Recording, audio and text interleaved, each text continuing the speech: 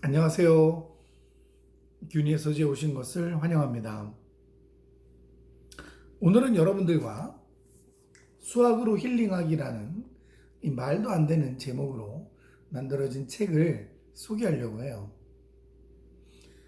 여러분들께 이 책을 소개하는 이유는 수학이라는 과목이 그렇게 먼 거리에 있는, 아니, 벽을 칠 만큼 어려운 과목이 아니고 이것을 통해서 메시지를 전할 수 있구나라는 것을 한번 경험해 보시기를 추천을 드리겠습니다. 이 책은 2016년에 우리나라에서 출판을 했는데요. 이 책을 지은 이수영 선생님은 특이한 이력을 가지고 계십니다. 대학에서는 기계설계학과를 전공하시고 대학원에서는 상담을 전공을 하셨어요. 직장 생활을 하고 있던 중에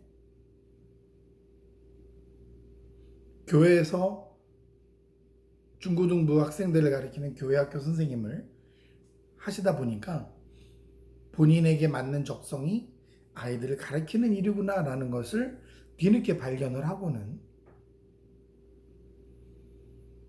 일반 사람들로는 할 수 없는 판단을 하기 어려운 판단이지 않을까 싶었는데요.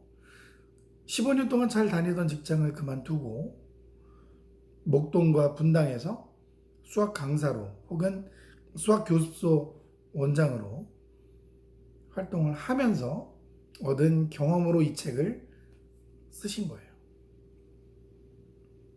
이력이 참 독특하죠. 이 책은 구성이 2부로 나뉘어져 있어요.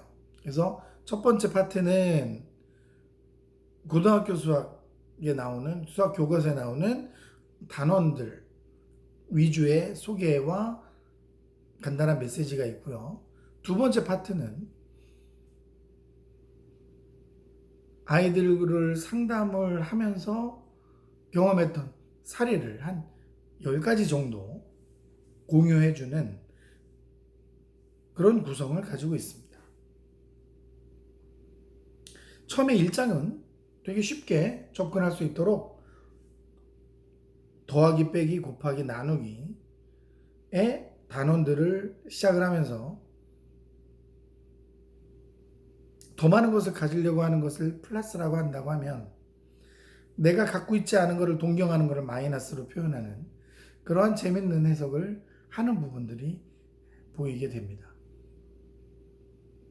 그 이후에 방정식이나 함수, 특별히 요즘 고등학생들 중간고사 시험 범위인 절대부등식이나 합성함수 이런 이야기들, 그리고 미분 관련된 단원들, 예를 들면 미분계수와 도함수 뭐 이런 단원들, 적분에 대한 이야기들, 또 통계와 확률 이런 단원들을 언급을 하면서 앞부분에서는 그 소단원의 개념을 설명을 해주고 뒷부분에서는 학생들에게 잠깐 메시지를 전할 수 있는 3줄 정도 아니면 한 패러그래프 정도의 내용으로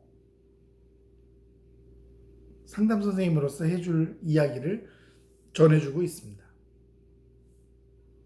의외로 이 책은 그냥 술술 읽기 편해요. 왜냐하면 수학적인 내용을 잘 모르더라도 이런 거를 요즘에 아이들이 공부하고 있구나 이렇게 경험하면서 수학을 이렇게 볼 수도 있겠네 라고 이해하신다 그러면 예전에 학창시절 때 배웠던 수학이 생각이 나실 수 있겠죠.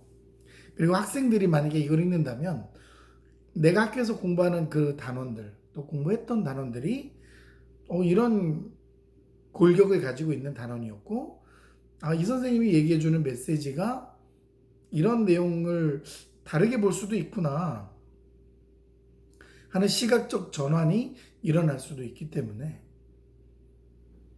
여러분들에게 권해드리고 싶고 또 여러분들의 자녀가 중학생, 고등학생이라면 이 책을 꼭 읽히면 좋을 것 같다는 생각에 추천을 하게 됐습니다.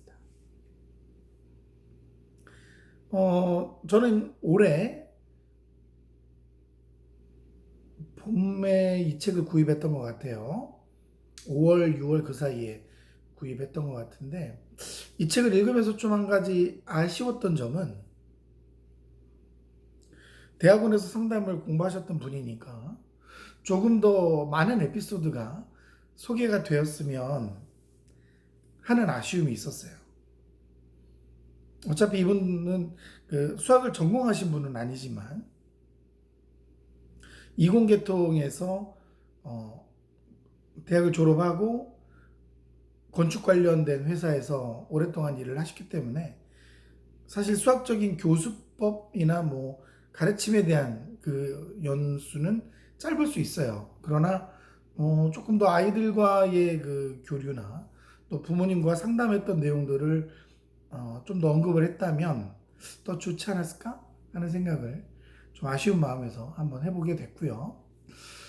이러면서 또 이제 저는 제가 현재 지금 구상 중인 책 내용을 어떻게 방향을 잡아야 될지를 조금 더 실질적으로 가늠해 볼 수 있는 그런 좋은 기회였던 것 같아요.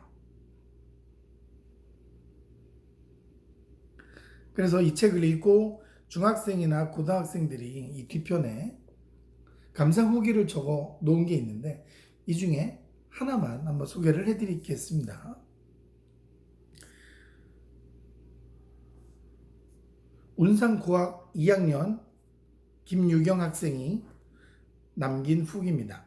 선생님이 옆에서 친절하고 재미있게 이야기해 주시는 것 같았다. 읽으면서 자신감도 얻고 마음의 위로를 받았다. 라고 후기를 남겼네요. 어떻습니까? 수학이라는 과목 너무 그렇게 멀게 안 느끼셨으면 좋겠고요. 혹시 이 영상을 보고 계시는 분 중에 아이들이 중학생 혹은 초등학생이 있는 분들이라면 저는 이 얘기를 꼭 드리고 싶어요. 저도 대학에서 수학을 전공하지는 않았습니다. 하지만 수학을 20년 넘게 가르치다 보니까 정말 어머님들께, 아버님들께 말씀드리고 싶은 게 한 가지 있는데요. 그게 뭐냐면 아이들이 수학 시험을 보거나 수학 관련된 테스트를 했을 때 점수를 비교하기보다는 알고 푼 문제가 얼마나 되는지를 확인하는 연습을 어릴 때부터 시켜줬으면 좋겠다라고 부탁을 드립니다. 이유는 딱 하나예요. 어느 학년이든 교과서에 나와 있는 교과 목표, 단원 목표가 있습니다. 그 목표를 뛰어넘어서 선행으로 어려운 문제를 낼 수 있지는 않거든요. 그렇기 때문에 거기에 쓰여 있는 교과 목표에 기준했을 때 우리 아이의 수학의 완성도가 어떤지를 봐주시는 게 제일 중요하다고 말씀을 좀 드리고 싶습니다. 그리고 학원을 선택을 하든 과외를 선택을 하든 공부를 시작을 할 때는 자기 수준에 맞는 참고서로 문제집으로 시작할 수 있도록 도와주세요. 가끔 의욕이 넘치는 어머님이나 아버님을 만나게 되면 집에 꼭 이런 책이 2권 이상 있어요. 즉 아이의 수준과는 상관없이 어려운 문제집, 어려운 어떤 책들을 갖다 주면 그걸 해결함으로써 실력이 올라가지 않을까? 라는 생각들을 하신다고 하는데 사실은 어려운 일이고요. 수학이라는 과목은 자기가 할 수 있는 레벨의 문제부터 풀어야 그 다음 단계로 생각을 향상시킬 수가 있는 거죠. 흔히들 계단식으로 성장을 한다고 하잖아요. 수학이 그렇습니다. 그래서 모쪼록 여러분들께서 그런 부분을 좀 생각을 해주시면 좋을 것 같고 관련해서 궁금하신 부분이 있으면 언제든 댓글로 문의를 주시든지 또 페이스북에서 문의를 주셔도 되고 언제든 연락을 주시면 확실하게 맞는 답을 잘 드리도록 하겠습니다. 자, 다음 주에는 이 책으로 여러분들과 함께 하려고 합니다. 도덕적 인간은 왜 나쁜 사회를 만드는가? 제목이 참 인상적이지 않습니까? 도덕적이라고 하는 그 사람들은 왜 사회를 나쁘게 만들까? 이게 이제 사회 심리학적인 접근으로 만든 책이라서 매우 호기심이 있었고 재밌게 이 책을 읽었던 기억이 납니다. 저도 이번 한 주간 다시 한번 이 책을 읽으면서 여러분들과 함께 나눌 수 있는 이야기들을 점검을 할 텐데요. 이번 한 주간 시간이 좀 되신다면 도덕적인 인간은 왜 이 사회를 나쁘게 만드는가? 이 책을 꼭 읽어보시기를 추천드립니다. 두께가 그렇게 두껍지도 않고 읽을만 해요. 어려운 심리학적인 접근이 아니기 때문에 요즘 사회적으로 이슈들이 겹쳐지는 부분들이 있는데 그것을 통해서 한번 우리 같이 생각해 볼 만한 책이라고 생각을 합니다. 책 소개는 여기까지 마무리하도록 하고요. 요즘 일교차가 많이 심해지고 있는데요. 가을이 짧고 겨울이 길 것 같은 예감이 듭니다. 환절기에 건강 조심하시고요. 그러면 다음 주에 건강한 모습으로 여러분들 찾아뵐게요. 그럼 안녕.